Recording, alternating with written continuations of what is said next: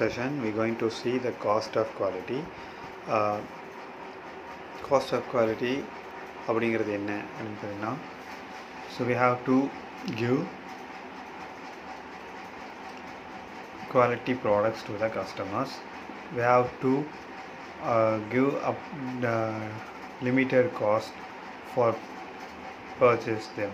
So there are two types of cost of quality. One is cost of good quality and cost of poor quality.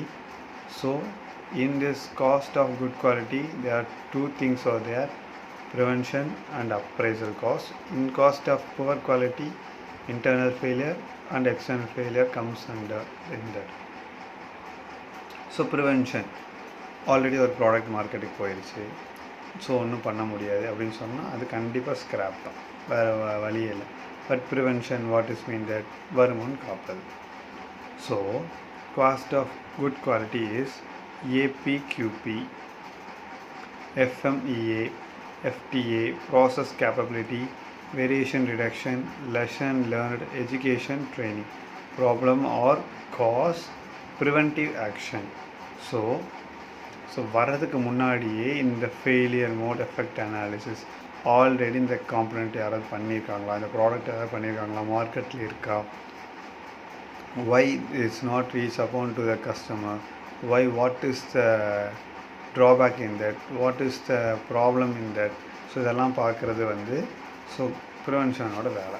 So skilled லேபர்ஸாக இருந்தால் so அந்த இடத்துல rectify பண்ணுறதுக்கு வாய்ப்புகள் இருக்குது. Skilled ட்ரெயினர்ஸாக இருக்கணும், so அவங்களுக்கு education கரெக்டாக கொடுத்துருக்கணும், ஸோ அவங்கள வந்து கரெக்டாக ஒரு ப்ராசஸ் பண்ணி அவங்க எக்யூப்டாக அவங்க வச்சுருந்துருக்கணும்.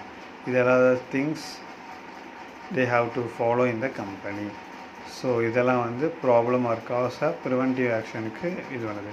Appraisal cost, incoming inspection, in-process inspection, final inspection, calibration, auditing, registration cost. These are the things coming under appraisal.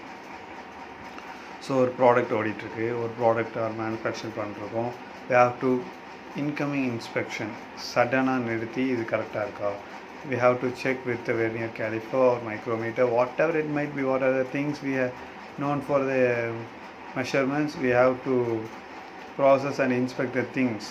And in process inspection, final inspection, calibration, so machine calibrate பண்ணிட்டே இருக்கணும், or otherwise error வந்துக்கிட்டே தான் இருக்கும், audit பண்ணணும், so எல்லா டாக்குமெண்ட்ஸும் கரெக்டாக இருக்கானு, registration cost எவ்வளோ ஆகுது இப்படின்னு பார்த்தா ப்ராப்ளம் ஆர் காஸ்ட் டிடெக்ஷனாக நம்ம இது பண்ணிடலாம். These are the things for good quality. So ரெண்டாவது பார்க்கும்போது காஸ்ட் ஆஃப் புவர் குவாலிட்டி என்ன சொல்லுது அப்படின்னு பார்த்தீங்கன்னா, இன்டர்னல் ஃபெயிலியர் என்னவாக இருக்கும். ஒரு ஆல்ரெடி கஸ்டமர் வந்து எனக்கு வந்து 21st வந்து ஈவினிங்குள்ளே கொடுங்க அப்படின்னு சொன்னால் கிராஸ் டப்போ அந்த டைம்னா ப்ராசஸ் டிலே ஆகுது. வாட் ஆர் த திங்ஸ், அதுக்கு என்ன ப்ராப்ளமாக இருந்திருக்கும். ஒன்றா வந்து சப்ளை செயின் மேனேஜ்மெண்ட் கரெக்டாக இருந்திருக்காது.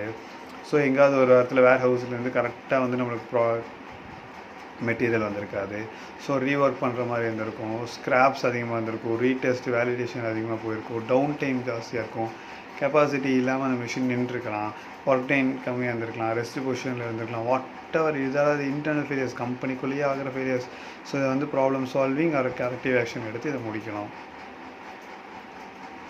ஸோ எக்ஸ்டர்னல் ஃபெயிலியர்ஸ் அப்படிங்கிறது என்னென்னா, கஸ்டமர் ரிட்டர்ன்ஸ். ஃபார் எக்ஸாம்பிள் அமேசானில் we order one product and delivery time late ஆகுது அப்படின்னு சொன்னால் we cancel the product, that is also external failure. So அது வந்து ரிட்டன் பேக் டு த கம்பெனிக்கு வந்துடும். நாளைக்கு ரீச் ஆயிரும், பட் எனக்கு வந்து அந்த டைமுக்கு வரல, டியூ டு சம் என்வரான்மெண்டல் கண்டிஷன்ஸ்னால லேட் ஆகுது அப்படின்னு சொன்னால் அது எக்ஸ்டர்னல் ஃபெயிலியர் தான். வாரண்ட்டி இல்லை, லாஸ் ஆஃப் கஸ்டமர் சாட்டிஸ்ஃபேக்ஷன் இல்லை,